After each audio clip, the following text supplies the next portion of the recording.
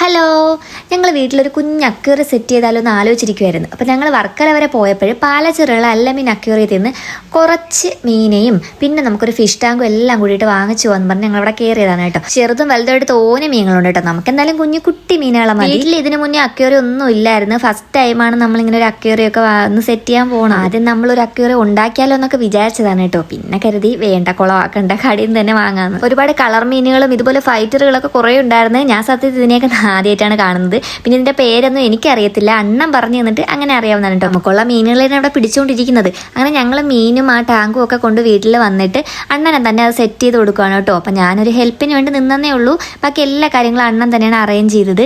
അങ്ങനെ നമ്മൾ വെള്ളമൊക്കെ ഇതിലോട്ട് പമ്പ് ചെയ്ത് വിട്ടിട്ടുണ്ട് കേട്ടോ. നല്ല വെള്ളം നമ്മൾ നേരത്തെ തന്നെ പിടിച്ച് വെച്ചിട്ടുണ്ടായിരുന്നു. എന്നിട്ടാണ് നമ്മൾ ആ വെള്ളം ഇതിലോട്ട് മാറ്റുന്നത് കേട്ടോ. അപ്പം മിന്നുക്കുട്ടിയും ഋതുക്കുട്ടനും കൂടി വന്നിട്ട് ഭയങ്കര ആ ഒരു എക്സൈറ്റ്മെന്റിൽ നോക്കി നിൽക്കുകയാണ് മീനുകളെയൊക്കെ കണ്ടിട്ട്. അപ്പം നമ്മൾ ആ മാമനെ കൂടി ഇനി വാങ്ങിച്ചിട്ടുണ്ടായിരുന്നു. മാമ മെനക്കെട്ട് കൈ പൊക്കേം താക്കേം ചെയ്തുകൊണ്ടിരിക്കുകയാണ്. അപ്പോൾ എങ്ങനെയുണ്ട്, നിങ്ങൾക്ക് ഇഷ്ടമായോ? പിന്നെ ലൈറ്റും കൂടിയൊക്കെ ഒന്ന് ഇട്ട് കൊടുത്തപ്പോഴത്തേക്കും കുറച്ചും കൂടി ഭംഗിയായിട്ടുണ്ട് കേട്ടോ. അപ്പം മാസത്തിൽ ഒരിക്കലൊക്കെ വെള്ളം ഒന്ന് മാറ്റി ക്ലീൻ ചെയ്യണമെന്നൊക്കെ പറഞ്ഞിട്ടുണ്ട്. അപ്പോൾ ഇഷ്ടമായാൽ ലൈക്ക് ചെയ്യണേ.